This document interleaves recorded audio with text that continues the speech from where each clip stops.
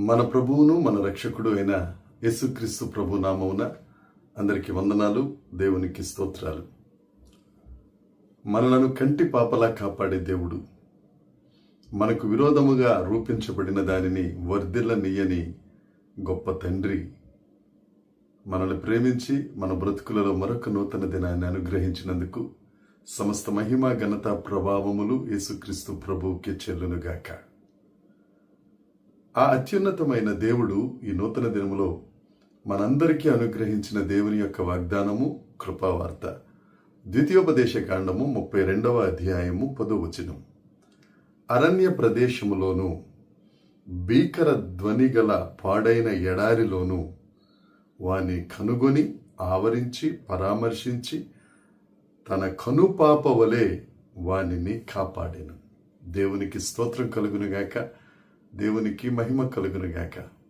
ప్రభువునందు అత్యంత ప్రియమైన దైవ జనాంగమా, మన దేవుడు అరణ్య ప్రదేశంలో భీకర ధ్వని గల ఎడారిలో మనలను కనుగొన్న దేవుడు. దేవునికి స్తోత్రం కలుగునుగాక.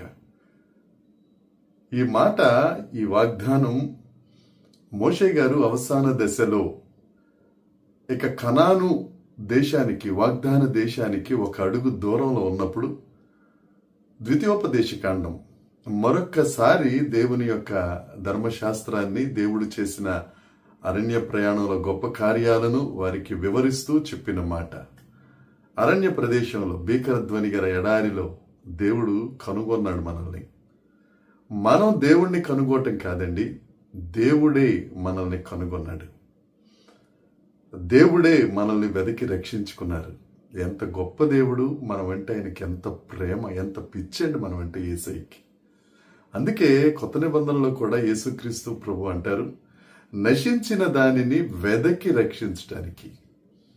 మనము మన అపరాధముల చేత, పాపముల చేత, దోషముల చేత చచ్చిన వారమై ఉన్నప్పుడు ఆయనే మనల్ని వెదకి కనుగొని మనల్ని రక్షించుకున్న గొప్ప దేవుడు. మనం ఒకవేళ ఎక్కడైనా ఇబ్బందుల్లో ఉంటే మనల్ని కనుగొని మనకి సాయం చేద్దామని వచ్చే మానవులు ఎక్కడా కనపడరండి. అవకాశం ఉంటే మనల్ని కనుగొని బాధ పెట్టేవారు కావాలంటే చాలామంది ఉంటారు, కానీ పరామర్శిద్దాంలే అనేవాళ్ళు ఎక్కడో కానీ మనకు దొరకరు. కానీ మన దేవుడు పాపులమైపోయిన మనల్ని,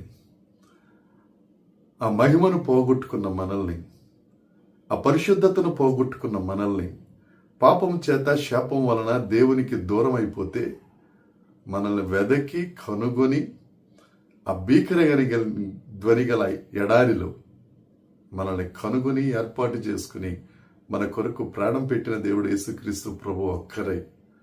ఆయన్ని చేర్చుకోవటానికి, ఆయన్ని దేవుడిని ఒప్పుకోవటానికి ఏంటి అభ్యంతరం?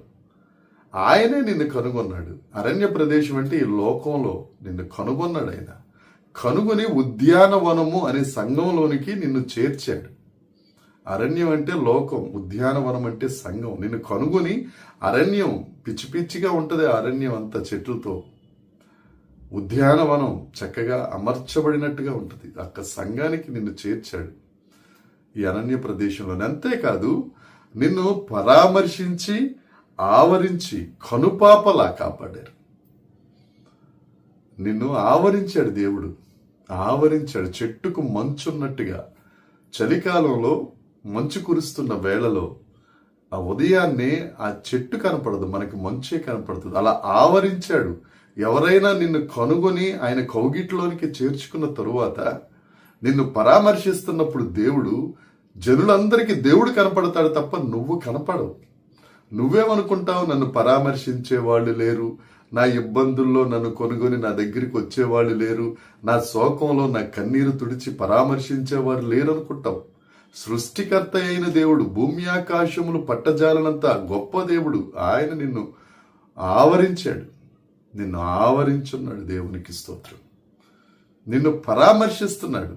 నీ గుండె ఎక్కడ చెదిరిపోయిందో, నీ కాలు ఎక్కడ జారిపోయిందో, నీ మాట ఎక్కడ జారిపోయిందో వాటన్నిటినీ సరిచేసి, ఆవరించి, పరామర్శించి, నీకు ధైర్యాన్ని ఇచ్చి, సమభూమి కలిగిన నేల మీద, బండ మీద నేను నిలబెడుతున్నాడు యేసుక్రీస్తు ప్రభు. అందుకనే కీర్తనల గ్రంథంలో ఉంటుంది కదా, మనల్ని కాపాడే దేవుడు కొనుకడు, నిద్రపోడు. ఆయన మనల్ని ఆవరించే దేవుడు, పరామర్శించే దేవుడు. ఒక వ్యక్తి యెరూషలేము నుండి యెరికోకు వస్తా ఉంటే దొంగల చేతిలో చిక్కి కొట్టబడి రోడ్డు పక్కన బాధపడతా, ఇబ్బంది పడతా ఉంటే మంచి సమరయుడు వచ్చి ఆయన్ని పరామర్శించి ఆయన గాయాలు కట్టి తీసుకెళ్లి పూటకోళ్ల వాళ్ళ ఇంటి దగ్గర ఉంచి కొంత డబ్బులు ఇచ్చి, ఒకవేళ మరలా నీకేమన్నా అచ్చి ఉంటే మరలా నేను తిరిగి వచ్చినప్పుడు ఇస్తానని చెప్పాడు. ఈ సందర్భం లూకాసు వార్తలో మనం చూస్తాం. నువ్వెక్కడన్నా దొంగల చేత, పాపమనే దొంగ చేత, శాపమనే దొంగ చేత, అవిధేయత అనే శత్రువు చేత కొట్టబడి పక్కన పడిపోతే నిన్ను పరామర్శించడానికి వచ్చాడు ఆయన పరలోకమును విడిచిపెట్టి. ఆయన పరామర్శిస్తారు, అంతేకాదు నేను కనుపాపలా చూసుకుంటాడు ఆయన. శత్రువు వచ్చి ఆయన నిన్ను కనుగొన్న తరువాత, ఆయన నిన్ను ఆవరించి ఉన్న తరువాత, నిన్ను పరామర్శించిన తరువాత, ఎవడైనా శత్రువు వచ్చి నిన్ను ముడతా ఉంటే నిన్ను ముట్టినవాడు నా కన్నుగుడ్డును ముట్టినట్టని వాగ్దానం చేసిన ఆ ప్రేమ కలిగిన తండ్రి శత్రువుతో యుద్ధం చేసి నిన్ను కాపాడుకుంటాడు. ఆయన నిన్ను వెదకి రక్షించుకున్నాడు. ఆయనతో పాటు ఉండాలని, ఆయనతో పాటు ఆ సన్నిధిలో నిత్య సంతోషం అనుభవించాలని, శాశ్వత కాలం నుంచి శాశ్వత కాలము వరకు నువ్వు ఆయనలో ఆనందం పొందాలని ఆయన కోరిక. నా ప్రియ సహోదరి, సహోదరుడా, నువ్వెక్కడ అరణ్యంలో గెలిచిపోయావో, ప్రపంచంలో, లోకంలో గెలిచిపోయావో, భీకర ధ్వని గల ఎడారి, అది భయపెడతా ఉంటే ఆ భయానికి వణికిపోతున్నావేమో చిగురుటాకిలాగా. ఈ వాగ్దానాన్ని తీసుకో. ఈ దినమంతా ఈ వాగ్దానాన్ని ధ్యానించు. ఈ వాగ్దానం వల్ల ధైర్యం తెచ్చుకో. నిన్ను కనుగొనే దేవుడు, నిన్ను ఆవరించున్న దేవుడు, నిన్ను పరామర్శించే దేవుడు నిన్ను కనుపాపలా కాపాడతాడు. అనుమానం లేదు. వాగ్దానం చేసిన దేవుడు నమ్మదగినవాడు. ఈ వాగ్దానం నీ కోసమే. స్వతంత్రించుకో. దేవుడి మాటలు దీవించిన గాక. ప్రార్థన చేసుకుందాం.